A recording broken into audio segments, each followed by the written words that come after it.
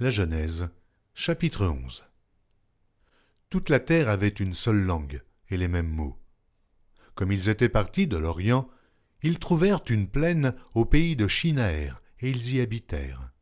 Ils se dirent l'un à l'autre, « Allons, faisons des briques et cuisons-les au feu. » Et la brique leur servit de pierre, et le bitume leur servit de ciment.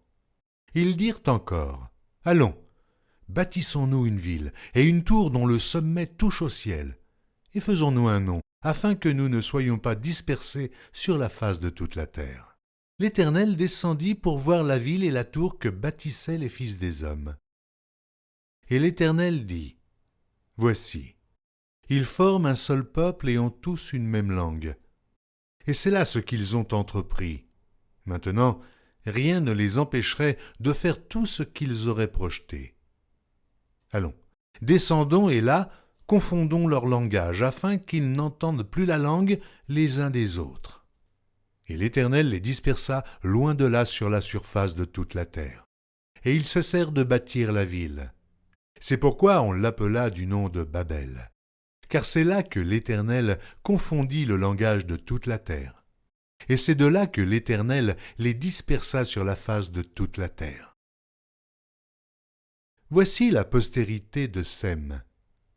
Sem, âgé de 100 ans, engendra Arpachad, 2 ans après le déluge.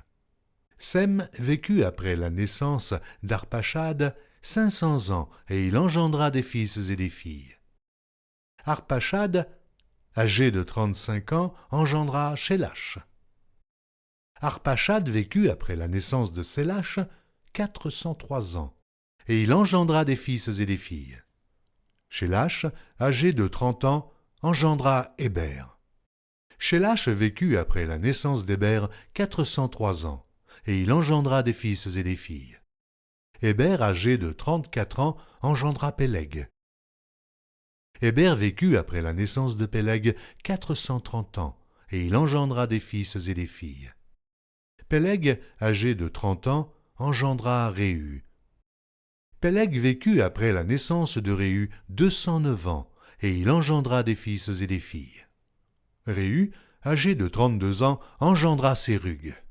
Réhu vécut après la naissance de Sérug 207 ans, et il engendra des fils et des filles. Sérug, âgé de 30 ans, engendra Nachor.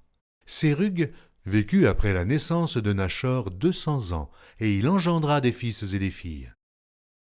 Nachor, âgé de 29 ans, engendra Térach. Nachor vécut après la naissance de Térach 119 ans, et il engendra des fils et des filles. Térach, âgé de 70 ans, engendra Abram, Nachor et Haran. Voici la postérité de Térach. Térach engendra Abram, Nachor et Haran. Haran engendra Lot. Et Haran mourut en présence de Térach, son père, au pays de sa naissance, à Ur, en Chaldée.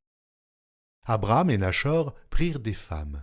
Le nom de la femme d'Abram était Sarai, et le nom de la femme de Nachor était Milca, fille d'Haran, père de Milca et père de Jisca. Sarai était stérile, elle n'avait point d'enfant. Térach prit Abram, son fils, et Lot, fils d'Haran, fils de son fils, et Sarai, sa belle-fille, femme d'Abram, son fils. Ils sortirent ensemble d'Ur en Chaldée, pour aller au pays de Canaan. Ils vinrent jusqu'à Charan, et ils y habitèrent. Les jours de Térach furent de 205 ans, et Térach mourut à Charan.